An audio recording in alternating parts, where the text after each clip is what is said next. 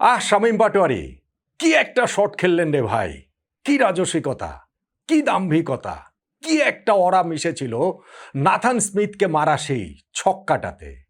শামীম পাটোয়ারির ওই নোলুক শটটা যেন ফুটবলে রোনালদিনিওর নোলুক পাসের মতো।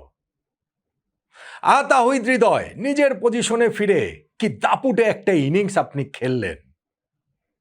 টার্নিং পয়েন্টের আলোচনাটাতে আমি যতই বলি না কেন ৩৭ বলে অপরাজিত ৫১ রানের ইনিংস, তাতে আপনার স্ট্যাটটা ভুল হচ্ছে না। আপনি ২৭ বলেই অপরাজিত ৫১ রানের ইনিংস খেলেছেন, বাংলাদেশকে জিতিয়েছেন, প্লেয়ার অব দ্য ম্যাচ হয়েছেন। এবং পারভেজ হোসেন ইমন নিজের নতুন পজিশনে কিভাবেই না তিনি মানিয়ে নিচ্ছেন, কত দ্রুতই। এবং ২০২৮ বিশ্বকাপ পরিকল্পনায় কে জানে এইটা না একটা মাস্টার স্ট্রোক হয়ে যায় ওপেনার থেকে পারভেজ ইমনকে মিডল অর্ডার ব্যাটসম্যানটা বানিয়ে দেওয়া। আজকের ম্যাচেও তো তিনি উইকেটে গিয়ে মোমেন্টামটা পুরোপুরি চেঞ্জ করে দিয়েছিলেন। বাংলাদেশের এই ৩ batsman ৪ number, ৫ number, ৬ number batsman আজকে নিউজিল্যান্ডের বিপক্ষে টি-20 ম্যাচে প্রপার টি-20 ইনিংস তারা খেলেছেন, যেইখানটাতে মনে হচ্ছিল ম্যাচটা বাংলাদেশ জিততে পারবে না, দেখতে দেখতেই হেরে যাবে, চেয়েই হেরে যাবে। সেইখান থেকে আমরা ২ ওভার হাতে রেখেই ম্যাচটা কিনা জিতে গেলাম।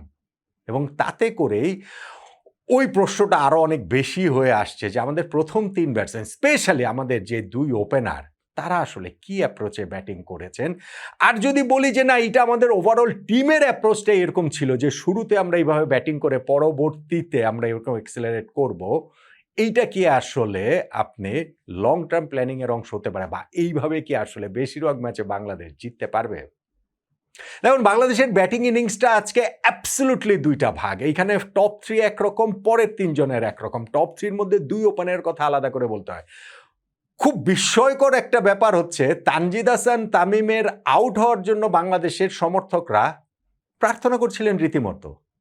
মানে তানজিদ তামিম স্লো খেলে বাংলাদেশকে ম্যাচ হারিয়ে দিচ্ছেন, এইটা আমাদের কষ্ট কল্পনাতেও তো থাকার কথা না।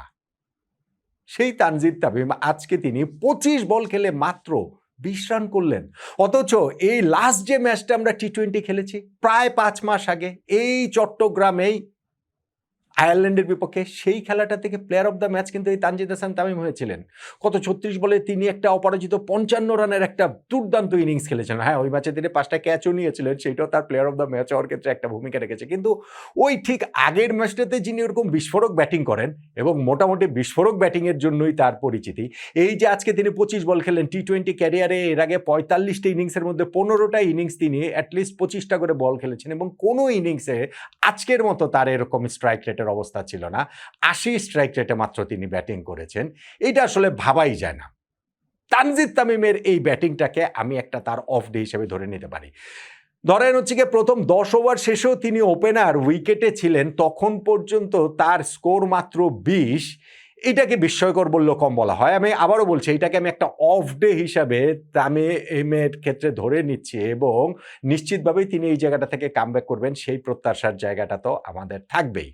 তার এই ইনিংস দেখেই আজকের দিনের ক্ষেত্রে তার আউটটা হয়তো গুরুত্বপূর্ণ ছিল, কেননা তিনি আউট হয়েছেন যখন 11th ওভারে, তারপরেই পারভেজ হোসেন ইমন নামলেন এবং তাওহিদ হৃদয়ের সঙ্গে তার ওই পার্টনারশিপটা ২৮ বলে ৫৭ রানের, তারা নেমেই যেভাবে কাউন্টার অ্যাটাকিং ক্রিকেটটা খেলা শুরু করেছেন, সেইটা বাংলাদেশকে জয়ের পথ দেখেছে। ফলে আমি দেখছিলাম টার্নিং পয়েন্টের আলোচনা তো অনেকে কমেন্টস করছিলেন যে না, তানজিদ তামিমের আউটটাই টার্নিং পয়েন্ট।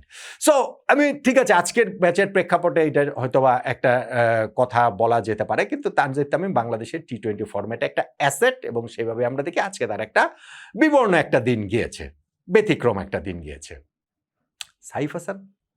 সাইফ হাসানের ব্যতিক্রমটাই তো ভাই নিয়ম হয়ে যাচ্ছে, এবং আজকেও তিনি ১৬ বলে ১৭ রানের একটা ইনিংস খেলেছেন। তিনি স্ট্রাগল করছেন, তিনি স্ট্রাগল করেই চলেছেন, সেইটা টি-20 বলেন, সেইটা ওয়ান ডে বলেন। স্পেশালি তার ওই ইন্টারন্যাশনাল ক্রিকেটে বছর ৪ পরে যে কামব্যাকটা হয়েছিল গত বছর, সেই কামব্যাকের শুরুটা তার দুর্দান্ত হয়েছিল, এবং তাতে করে তড়িঘড়ি তার কাঁধে যে ভাইস ক্যাপ্টেন্সিটা চাপিয়ে দেওয়া হলো, সেইটাই কি আসলে প্রেশার হয়ে দেখা দিচ্ছে?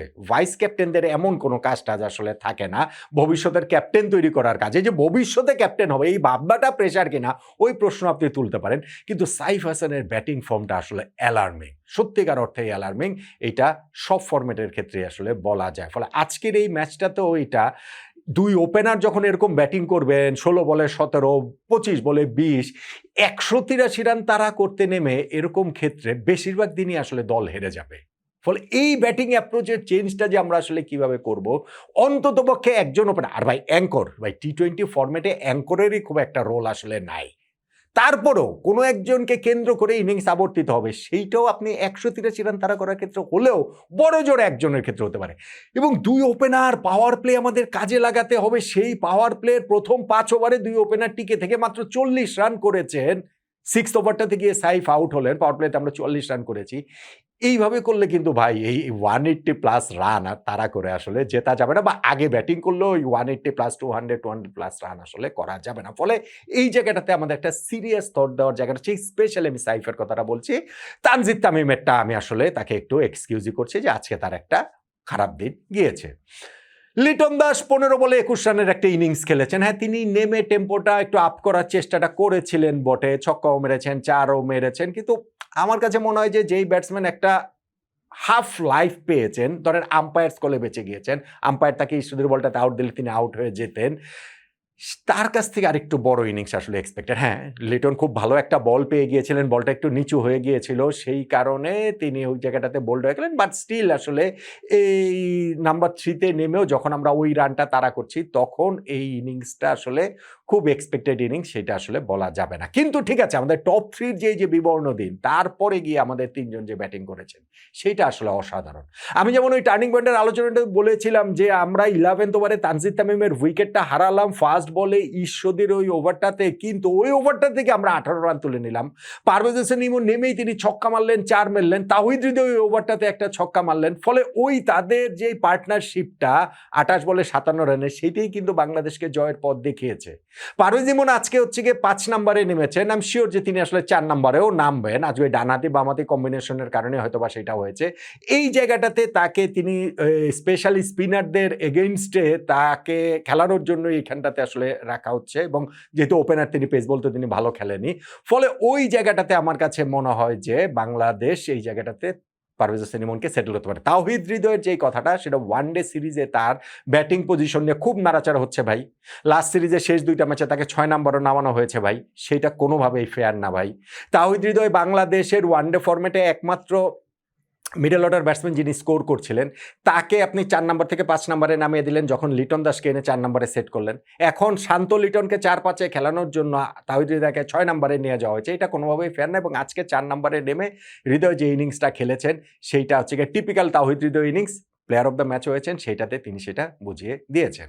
আর শামীম পাটোয়ারি, উফ, কি একটা শট খেললেন রে ভাই তিনি। নাথান স্মিথকে ওই বাউন্সারটাতে যেইভাবে মোটামুটি না তাকিয়ে উইকেট কিপারের পেছন দিয়ে একটা চাটি মেরে ছক্কা মেরে দিলেন শামীম পাটোয়ারি, ওই শটটার মধ্যে একটা প্রবল আভিজাত্য যেমন মিশে আছে, ঠিক তেমনি প্রতিপক্ষের মনোবল গুড়িয়ে দেওয়ার উপাদানটাও প্রবলভাবেই সেইখানটাতে আছে, একটা ওরা আছে ওই শটটার মধ্যে।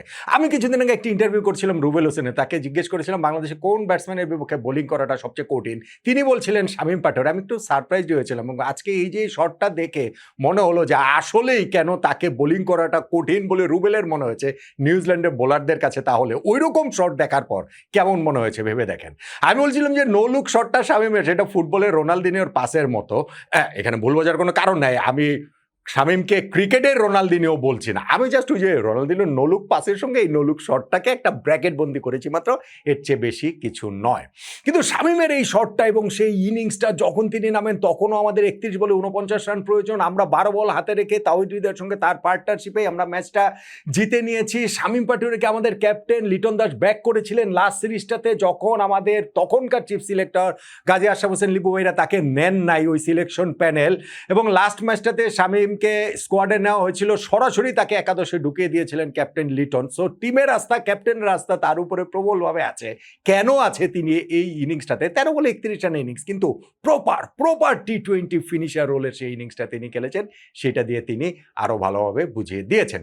এখন দেখেন, আজকে যে আমরা নিউজিল্যান্ডের সঙ্গে ম্যাচটা খেললাম, 183 রান, বাংলাদেশের বাস্তবতায় আসলে অনেক রান চেস করে জিততে হবে। আমরা এই চট্টগ্রামে কখনোই এত রান তাড়া করে জিতি নাই।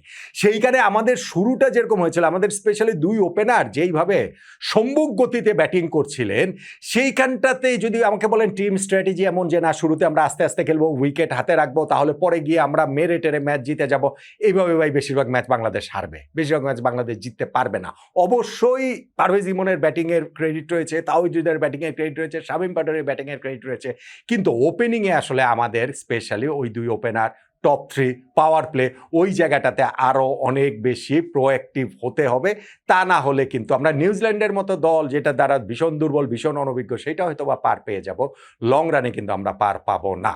আমাদের দুই ওপেনার আজকে শামুকের গতিতে ব্যাটিং করেছেন। ধরেন আপনি টপ থ্রি ধরে আপনি লিটন দাসকে ইনক্লুড করে বলতে পারেন। আর এরপরের যে আমাদের তিন ব্যাটসম্যান, দুই ওপেনার সাইফ হাসান, তানজিদ হাসান তামিম আর লিটনের কথা বললাম, আর এরপরে যে আমাদের তিন ব্যাটসম্যান তাওহিদ হৃদয়, পারভেজ হোসেন ইমন এবং শামীম পাটোয়ারি, তারা আবার ব্যাটিং করেছেন চিতার গতিতে। এই চিতার গতির ব্যাটিংটাই এখনকার টি-20-র ব্যাটিং, প্রপার টি-20-র ব্যাটিং, এবং সেইটাই সিরিজের বাকি দুইটা ম্যাচে আমাদের টপ অর্ডারের কাছ থেকেও তো দেখতেই চাইবো না?